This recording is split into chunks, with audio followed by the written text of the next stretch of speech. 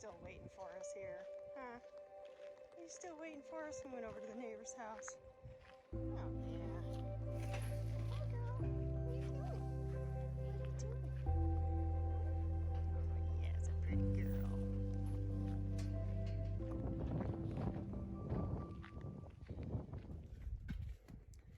Hey, everybody. Welcome back to Coppertree Acres. Wow, that is bright. Get my sunglasses.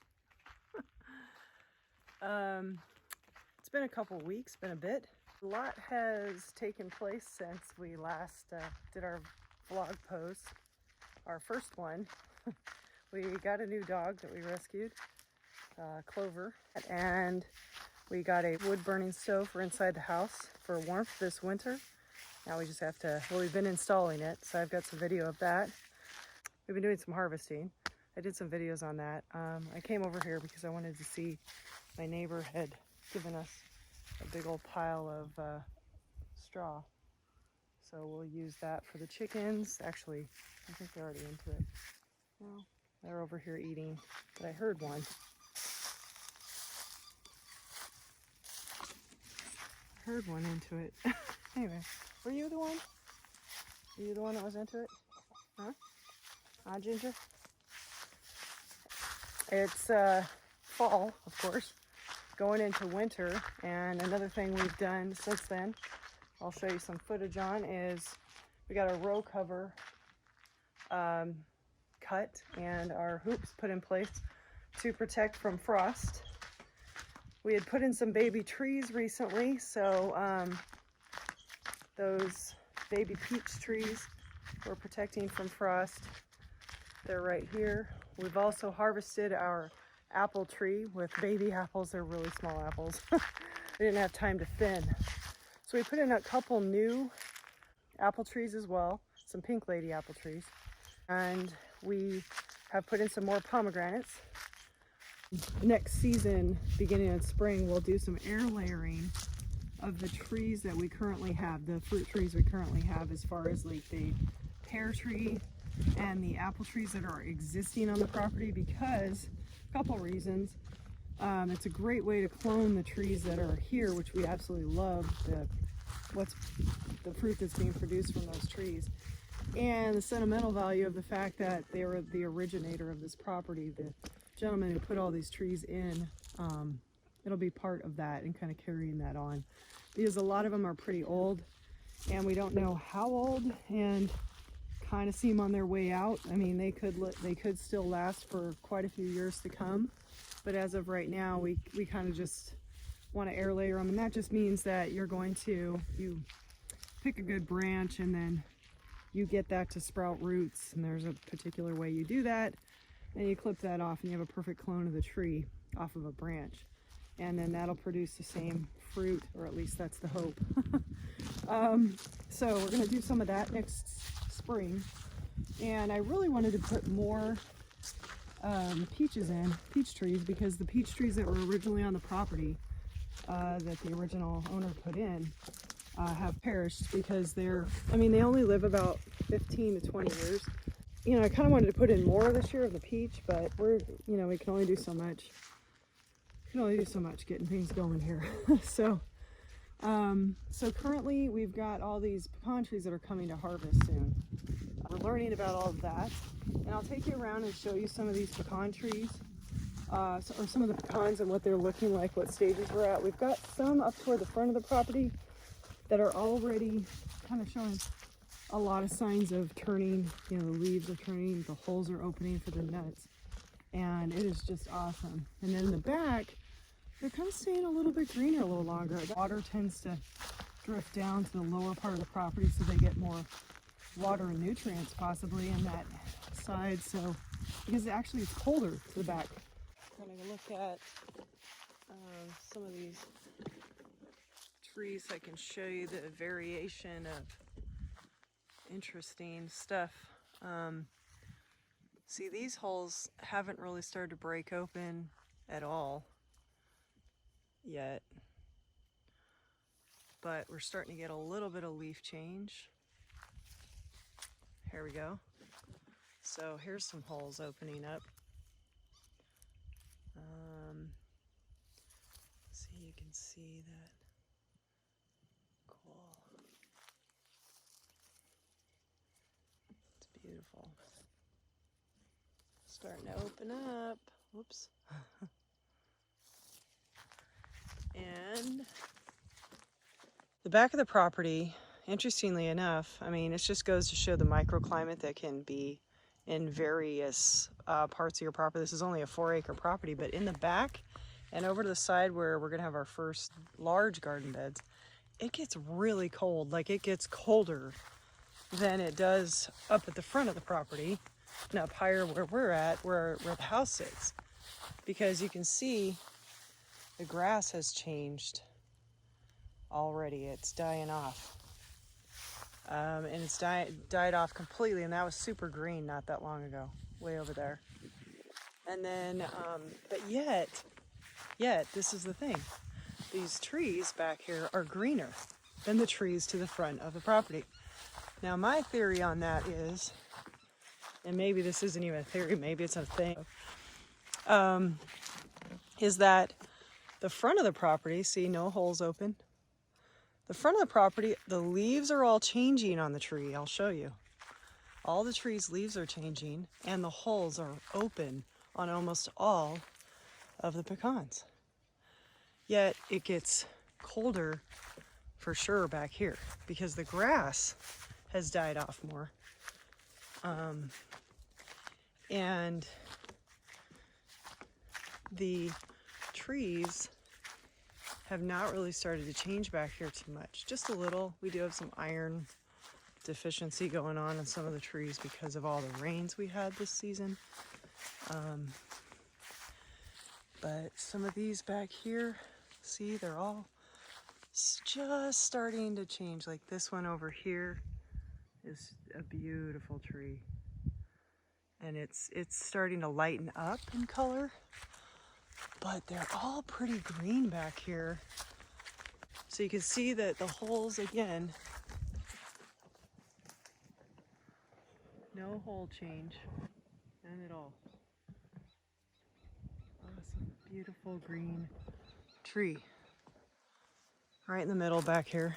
Now, my theory, getting back to that, is that this area where our irrigation comes down, we haven't had irrigation in quite a few months, because we've had so much rain.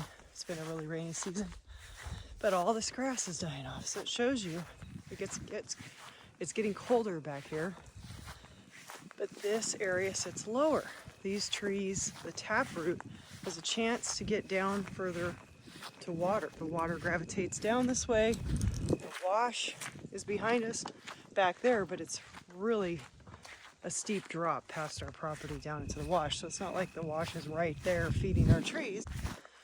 And over here, this is the higher ground. Wait till you see the change in these trees and the difference in the holes. Now, not all of them, like we still have, these holes haven't opened. So even though we're getting closer to harvest time because the frosts are started, the season's changing, we don't entirely have all of our holes open. But if you look over here, look at those treetops. Look how beautiful those are. All changing. Interesting, eh? And I'll show you some holes, some changes here.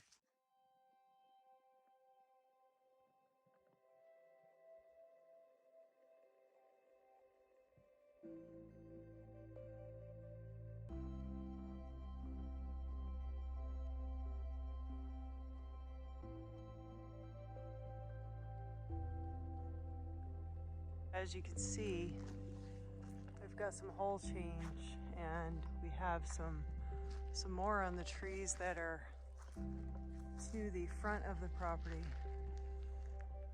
It's just beautiful though. Every season has been beautiful. Now, when everything goes dormant, I still think it's beautiful.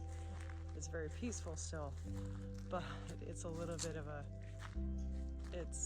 of a downer at times because literally all the leaves are gone. All the grass is pretty much dead. for the season anyway. And all of this is no longer, at least for a while.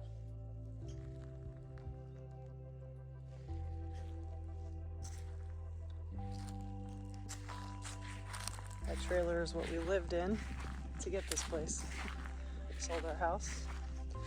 We lived in a travel trailer for a bit.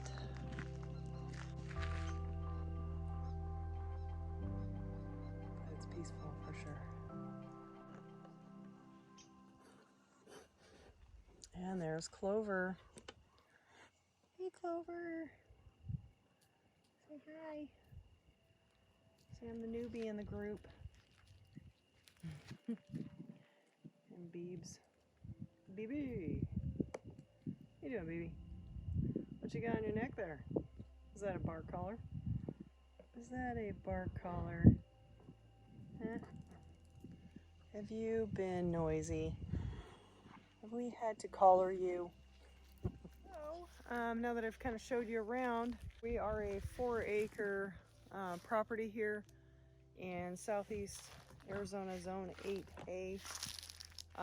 We are growing vegetables right now, well, mostly greens and those sorts of things. We are a wannabe farm so far, soon to be hopefully a legitimate farm. We will have pecans for sale. I will announce that. They are pretty tasty pecans. We have an assortment of different varieties, I should say. We just got word today that one of our neighbors who owns a market in town is going to be looking to sell produce next season and wants us to provide that produce, or be one of the providers of the produce. And we're really excited about that. So we'll see how that goes. But let me show you some of what we've been up to. Today we unexpectedly adopted a pup. She doesn't like the car much apparently, but she's a sweet one. Her name is Chloe. And we got Floppier back here, Peso. Oh, Peso, say hi. And we have BB, but he's, oh, there you are, baby. He was sleeping. Yeah, there we go. Chloe getting adjusted. Everybody smelling everybody?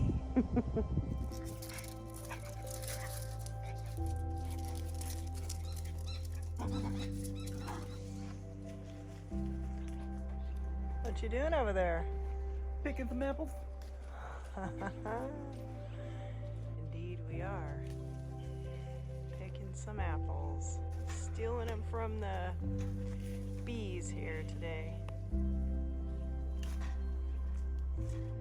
Alright. Apple harvest time. We've taken about at least 50 pounds off the tree right now. The apples aren't quite as big as they would have been had we had a chance to thin. But unfortunately we had so much pruning to do when we first moved in. We moved in spring basically. And then all the fruit started coming in and we just had so much going on. And we were unable to thin, but actually the apples are still really good. Kind of a cross between a Fuji and a Gala maybe. And they've sweetened up quite a bit in the past couple weeks. Started to get pink on them and sweetened up.